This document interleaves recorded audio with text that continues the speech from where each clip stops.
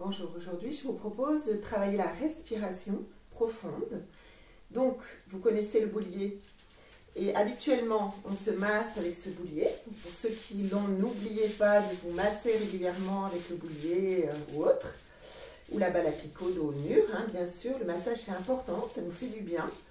Après, si vous êtes en famille, pour ceux qui ne sont pas seuls, on peut se masser les épaules, les bras, voilà. Alors, pour la respiration, je vous propose de prendre le boulier et de le placer comme ça sur les côtes flottantes. Et pour tous ceux qui n'ont pas de boulier, vous pouvez faire la même chose avec une ceinture ou une sangle.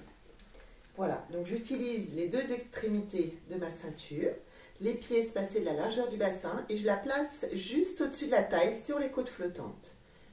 Je hausse et je relâche les épaules, je me grandis, j'étire du sommet de la tête vers le plafond.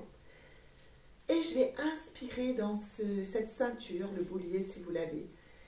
Et à l'expiration, je vais vider l'air, me grandir, rester étiré du coccyx au sommet de la tête et vider à chaque fois un petit peu plus d'air. Vous trouvez votre rythme personnel. L'air frais emplit les poumons et remplit ma poitrine et mon ventre. Et je repousse le boulier à l'inspiration, toujours plus. Et à chaque expiration, je vide davantage. Toujours plus, en gainant, en fermant mes côtes, en avalant le ventre. À chaque inspiration, non seulement je repousse les côtes dans le boulier devant sur le côté, mais aussi derrière. Et mon thorax se gonfle dans la ceinture, dans le boulier, et la sangle, quelle qu'elle soit. Et à chaque expiration, je vais m'échapper de ce boulier, mes côtes se referment et je tracte un petit peu plus sur les extrémités de ma ceinture, de ma sangle. Une respiration profonde va faire diminuer le nombre de cycles respiratoires par minute. À la fin, je pourrais descendre à 6-8 cycles par minute.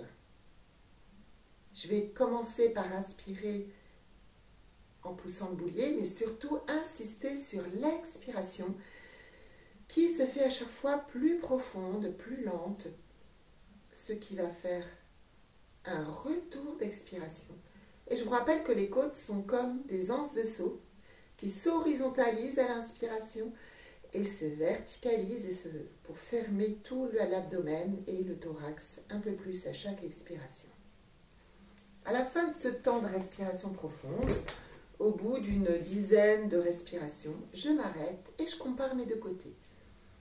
Peut-être voyez-vous une différence de longueur dans mes bras. Il est possible que je ressens mon bras droit plus long que l'autre. Je ressens aussi mon épaule droite plus abaissée et l'espace oreille-épaule plus grand à droite.